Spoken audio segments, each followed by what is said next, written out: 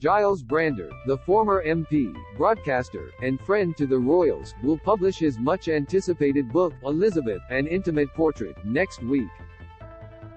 Serialized by the Daily Mail, the book will include a dramatic tale of near-death as Queen Elizabeth II faced a stampeding stallion.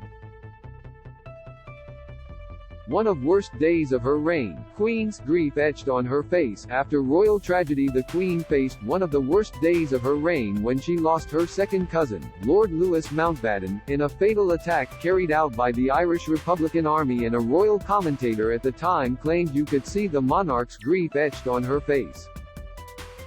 Read more about the incident and how it affected the Queen here. The Queen famously adored animals throughout her 96-year-long life, owning several corgis as well as more than 100 horses. One of these, a police service horse named Burmese given to Her Majesty by the Royal Canadian Mounted Police, was known to be a particular favorite of hers. The black mare, gifted to the Queen in 1969, was ridden by Her Majesty for the trooping of the colour for almost 20 years. In 1986, Burmese retired and lived in Windsor, where she was also buried at Home Park Private at the age of 28. And it was there, while visiting Burmese, that the Queen had a near-death encounter with a huge stallion. Mr. Brandreth recalled a story told to him by Ian Ogilvy, the English actor and novelist.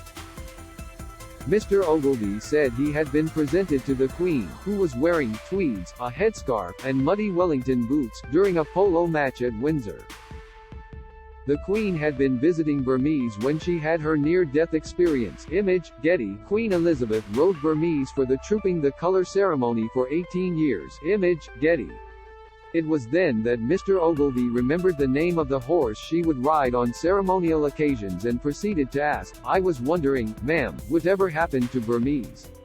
To this, the Queen's face lit up as she spoke of her great old friend and favorite horse, Burmese. She said, "Oh, my goodness, well, it's funny you should ask because I've just been to see her. She's very old, of course, but she lives here at Windsor, in her own field just half a mile away. So I went into her field, you see, and she came trotting over, as always, because we know each other terribly well, of course, great old friends, in fact, and I always take her a carrot or an apple or something." Read more. Queen's new statue of her riding favorite horse to be unveiled. Burmese was the Queen's favorite horse. Image, Getty. The Queen at the Royal Windsor Horse Show in 2021. Image, Getty. But as the Queen was feeding Burmese, she heard the terrifying sound of a huge stallion coming her way, at full gallop. She continued, "I was just giving it to her, you see, when I heard this awful snorting and thumping noise, and I looked up and there was this huge stallion charging at me. At full gallop. I had no idea what he was doing in Burmese's field, but here he was pounding towards me, and his eyes were all red and his ears were laid back and his enormous teeth were bared, just like this." Mr. Ogilvy said it was then that the late monarch, known for her witty sense of humor and spot-on impressions, performed her homicidal horse routine. Don't miss, the first noticeable sign of cholesterol includes 4 sensations. Insight. Chaps vows to slash sky-high energy bills with new £1 billion handout. Latest, mum and daughter in tears as dream holiday ruined by post-Brexit rules. Report. A statue of the Queen riding her favorite horse was unveiled at Sandhurst this year. Image, Getty. Trending. Luckily, the Queen bolted as fast as she could out of the field, moments before she was attacked.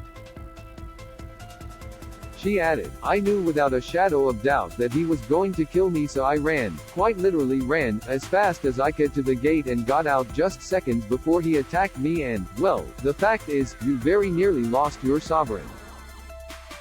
Burmese was also present for another frightening incident involving Her Majesty. The Queen had been riding her in 1981 when gunshots were fired. During the Trooping the Colour ceremony that year, the then 17-year-old Marcus Sargent fired 6 blank shots which startled the horse as it walked down the mall. Although Burmese jolted, as she was frightened, the Queen quickly managed to get her under control.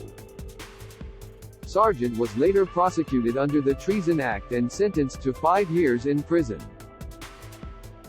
Gyles Brandreth's biography, Elizabeth, An Intimate Portrait, will be published by Michael Joseph on December 8.